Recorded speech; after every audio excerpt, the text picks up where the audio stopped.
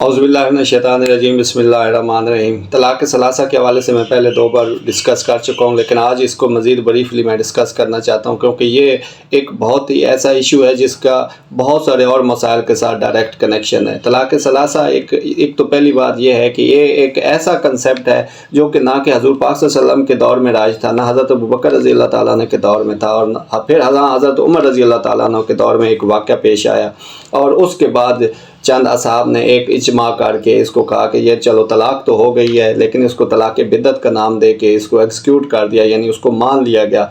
बहरहाल मैं ये समझता हूँ कि कुरान पाक के जो अहकामात है वो सरीहन बड़ी वज़ाहत के साथ बयान फरमा दिए अल्लाह पाक ने, और बिलखसूस सूरह बकरा की आयत नंबर 229 में अल्लाह पाक ने फरमाया कि अगर मर्द ने ये फ़ैसला कर ही लिया है कि उसने इस कंट्रैक्ट को ख़त्म करना है, तो फिर वो अपनी वाइफ को बड़े एहसन तरीके से रुखसत करे, और एहसन तरीका यही है कि कम से कम ये वाला फ़ैसला जो तलाक़ का है, इस कंट्रैक्ट को ख़त्म करने का है, वो मर्द को सोच समझ के, इस बड़ी सोचो विचार के बाद जो है, और सारे कंसिक्वेंसेस को मद्देनज़र रखते हुए उसको ये फ़ैसला करना है कि क्या वो इस कंट्रैक्ट को ख़त्म कर भी सकता है, करना भी चाहिए कि नहीं करना चाहिए। ऐसा नहीं है कि वो बस एक वक्ती इश्तियाल में आके वो तलाक़ तलाक़ तलाक़ बोल के 1 सेकंड में वो इस कंट्रैक्ट से अलग हो जाए, इस कंट्रैक्ट को ख़त्म कर दे, क्योंकि ये जो ऐसा कंट्रैक्ट है इससे इंसानियत ने ग्रो करना है। ये कोई मजाक नहीं है कि आप कभी भी किसी भी महफिल में जैसे बैठे हो आप बस बोल दो और ये एग्जीक्यूट हो जाए, तलाक़ तलाक़ तलाक़ हो जाए और वो कंट्रैक्ट ख़त्म हो जाए। इसकी जो कंडीशंस हैं वो फुल होनी चाहिए, वो पूरी होनी चाहिए, तब तलाक़ होती है।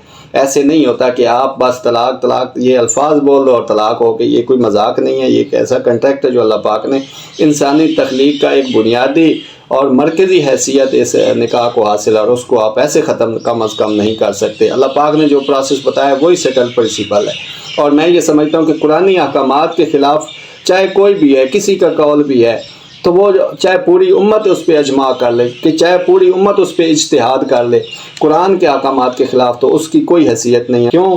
क्योंकि अल्लाह पाक का जो कानून है, कुरान पाक जो है, ये रूल ऑफ गॉड हैं, अल्लाह पाक के असूल हैं, और वही सेटल्ड प्रिंसिपल हैं, और बाकी जितने असूल हैं वो उन्हीं की कुरान पाक की अहकामात की रोशनी में होने चाहिए, ना कि किसी की जो ज़ाती राय है उसको फ़ौक़ियत होनी चाहिए। किसी की ज़ाती राय, किसी चाहे जो भी हस्ती हैं जो हैं, उनका अदब एहतराम अपनी जगह पे, लेकिन किसी एक वक़ूए को बुनियाद बना के पूरी उम्मत पे वो मुसल्लत कर देना कि ठीक है ये भी ऐसा भी हो सकता है, तो मैं ये समझता हूँ कि ये इस रिश्ते के साथ मजाक है।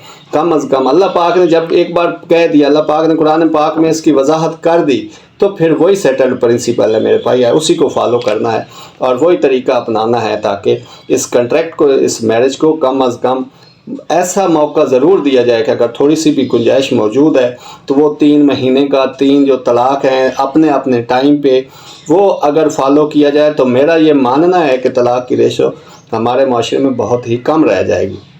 बड़ा मजाक ये है कि उलमा की तरफ से ये वजाहत बयान की जाती है और ये दलील दी जाती है कि गोली चाहे किसी को 1 मारो तो भी लग जाती है, 3 इकट्ठी मारो तो वो भी 3 लग जाती है, और इसी तरह जी कि तलाक़ 1 2 तो भी तलाक़ लग गई, तलाक़ 3 2 तो भी वो 3 लग गई, मीन तीनों कंप्लीट हो गई। ये चाहे एक ही वक्त में दे दी तो वो कंप्लीट हो गई और उसको तलाक़ बिद्दत का नाम दे दिया गया।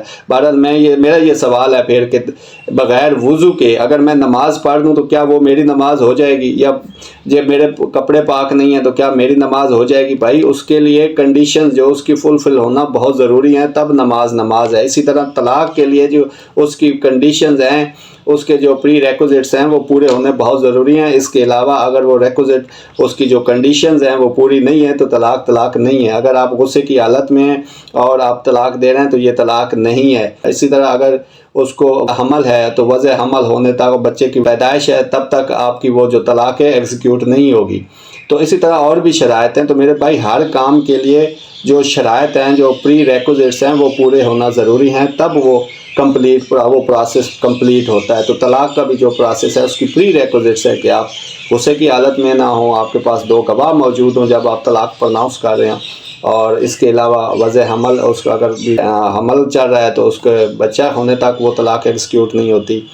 तो इसी तरह और भी सिचुएशन है। और मैं तो हैरान हूँ कि एक मौलवी साहब फरमा रहे थे कि अगर आपने अपनी बीवी को ये मिसाल दे दी कि आप मेरी माँ की तरह, तो भी तलाक़ हो गई।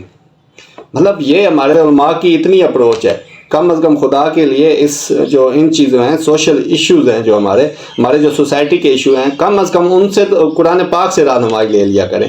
اور قرآن پاک ان موضوعات پر بڑی ڈیٹیل میں بات کی ہے۔ اور پھر ایک دفعہ ہمارے ٹی وی چینل کا ایک ڈرامہ تھا جس میں عثمان پیرزادہ اور سمینہ پیرزادہ وہ ایکٹر تھیں، اور ریئل لائف میں بھی وہ دونوں میاں اور بیوی تھے۔ تو انہوں نے ڈرامے میں جو رول ادا کیا، اس میں رول میں یہ ایک ڈائلاگ تھا کہ اس نے اپنی بیوی کو طلاق بول دی اس ڈرامے کے رول میں۔ تو علماء نے اس کا شور ڈال دیا کہ اب جو ہے یہ طلاق ہو گئی ہے۔ تو جو سمینہ پیرزادہ تھی وہ کسی پروگرام میں بیٹھی تھی، تو اسی موضوع پہ بات ہوئی، تو اس نے کہا کہ چلو ٹھیک ہے، میں مان لیتی ہوں کہ اب جو ہے نا طلاق ہو گئے، تو کیا حال ہے اب مجھے واپس شوہر کے پاس جانے کا؟ تو وہ ایک مولوی صاحب بیٹھے تھے، انہوں نے کہا جی اب حلالہ ہوگا۔ تو اس نے کہا کہ بتائیں کہ کیا طلاق میں نے شوہر کو دی ہے؟ انہوں نے کہا نہیں، شوہر نے دی ہے۔ تو اس نے کہا کہ یہ غلطی کس کی ہے؟ انہوں نے کہا شوہر کی۔ تو اس نے کہا کہ پھر شوہر کا حلالہ کروائیں، میرا حلالہ کیوں کروا رہے؟ تو بھائی یہ ہمارے مسائل ہیں جو کبھی ہمیں زیر بحث نہیں لاتے۔ اگر بحث میں لائیں تو اس کو سمجھا جاتا ہے یہ کوئی مسئلے کی بحث ہے۔ بھائی یہ میرے مسئلے کی بحث نہیں ہے، یہ ہماری سوسائٹی کا پرابلم ہے جس کو حل ہونا چاہیے، اور اس پہ بحث ہونی چاہیے، اور اس کو سیٹلڈ ہو جانا چاہیے۔ کم از کم اب تو سیٹل ہو جانا چاہیے۔ اب 1400 سال گزر چکے ہیں، ہم انہی مسائل میں ابھی تک پھنسے ہوئے ہیں۔ اور ہم جو 1200 سال پہلے 1300 سال پہلے کچھ لوگوں نے جو ڈیسائیڈ کر لیا تھا، ہم ادھر رک گئے۔ یہ ایسا نہیں ہے، آپ کے پاس رائٹ ہے، اللہ پاک نے آپ کو عقل دیا ہے، آپ کو سوچ دیا ہے، آپ کو فکر دیا ہے، اور قرآن کا ایک واضح اصول دیا ہے۔ اس کو دیکھتے ہوئے آپ اپنے مسائل جو ہے موجودہ حالات کے تقاضوں کے مطابق حل کر سکتے ہیں۔ اگر آپ ادھر ہی رکے ہوئے ہیں، آپ ادھر ہی جمود کا شکار ہیں، تو یقیناً کبھی بھی آپ موجودہ مسائل کا حل نہیں پیش کر سکتے۔ بہرحال یہ جمود کا شکار نہیں ہونا چاہیے، اور ان مسائل کا حل جو ہے ایک یونینیمسلی، کیونکہ کورٹ مجبور ہیں کہ وہ اس کے فیصلے کو انہی کے مطابق کریں۔